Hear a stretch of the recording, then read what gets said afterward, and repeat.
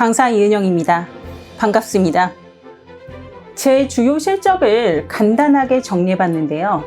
지도한 대로 잘 따라와준 학생들의 결과물이기도 합니다.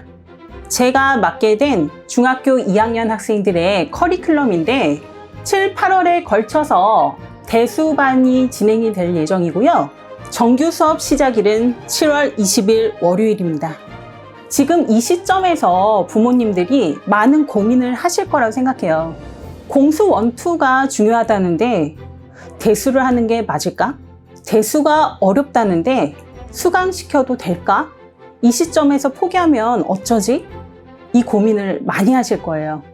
자, 중학교 2학년 때 성적이 학생들이 우하향하거나 들쑥날쑥해집니다.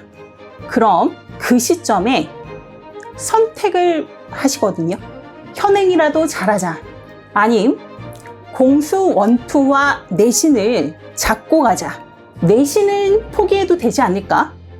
전 과정을 돌리고 가자. 반은 맞고 반은 틀린 생각인 것 같습니다. 보통 현행이라도 잘하자.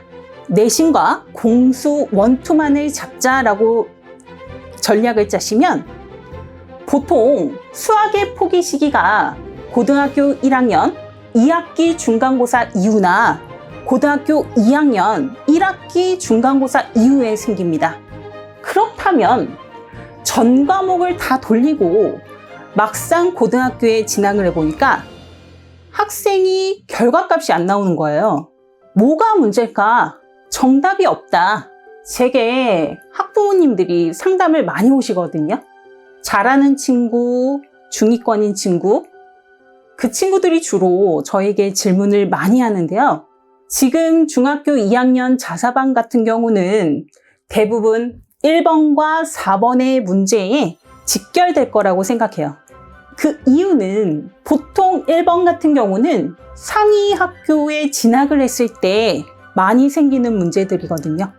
경쟁력을 갖추기 위해 시중의 교재를 다 풀어봤는데도 성적이 나오지 않는다. 왜일까? 제가 한 학생을 교재를 전부 다 가지고 오라고 얘기한 적이 있어요. 정답을 처리하는 방법, 오답을 처리하는 방법에서 문제가 있더라고요. 특정 시기까지는 그 방법이 먹히는데 상위 과정으로 가면 갈수록 먹히지 않는 거예요. 고민이 많죠. 자, 4번 같은 경우 이 친구들은 비학군지나 아니면 좀 낮은 학교에서 그 다음 상위 학교에 진학을 했을 때 문제에 직결됩니다. 그 친구들 같은 경우는 학교가 원하는 수준, 교과 과정이 원하는 수준을 못 맞추는 케이스예요. 4번의 또 다른 케이스는 학년까지 수학을 잘했는데 안 된다고 하는데 이 친구가 막상 가르쳐 보니까 수학적 실력으로는 아무런 문제가 없는 케이스였어요.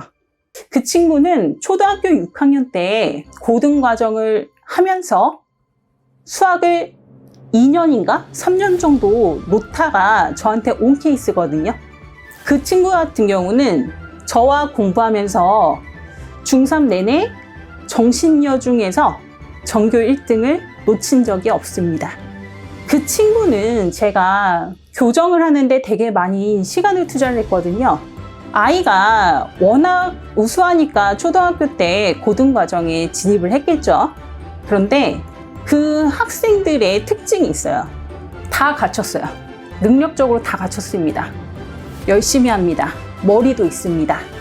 그런데 본인이 어떤 새로운 과정에 돌입을 했을 때 내가 이걸 이해하고 습득하는데 물리적인 시간과 속도를 알아요. 그런데 공통수학 1 혹은 대수과정 혹은 미적분 과정 이 과정에서 학생들이 멈추는 경우가 있거든요. 본인이 생각하는 시간, 속도가 맞지가 않는 거예요. 그러면 내가 뭐가 문제가 있나? 머릿속에서는 막 전쟁이 일어나더라고요. 그래서 부모님한테 이유를 말하지 않고 수학을 조용히 포기합니다.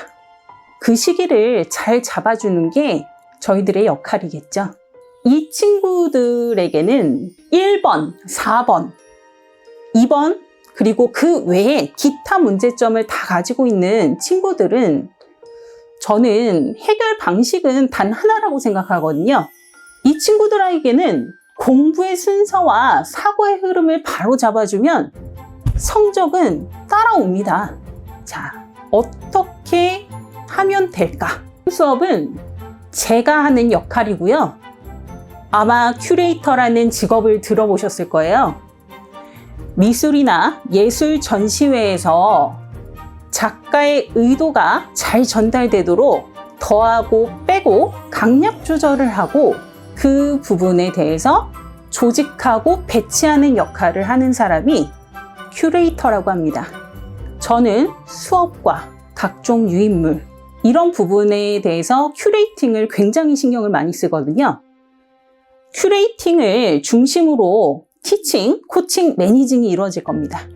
자, 메타인지 높이기는 학생과 제가 수업과 클리닉 시간을 통해서 이루어질 겁니다. 보통 모니터링만 알고 계시더라고요.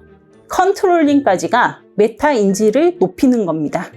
내가 무엇을 모르는지 알았다면 방향을 수정하고 전략 수정을 하고 실천하는 게 중요하겠죠. 그게 컨트롤링이거든요. 그래서 제가 직접 학생들이 일정 수준에 오를 때까지 수업과 클리닉을 통해서 제가 직접 관리할 예정입니다. 자생력을 키우면 제 도움 없이도 충분히 공부가 가능할 거라고 생각하고 있거든요.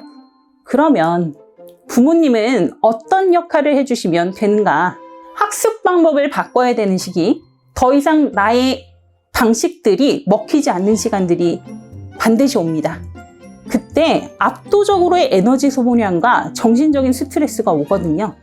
그때 부모님께서 체력적으로 아이가 체력을 강하게 키울 수 있도록 도와주시면 그때 정신적으로 힘든 부분이 어느 정도 해소되면서 잘 지나갈 수 있는 것 같아요.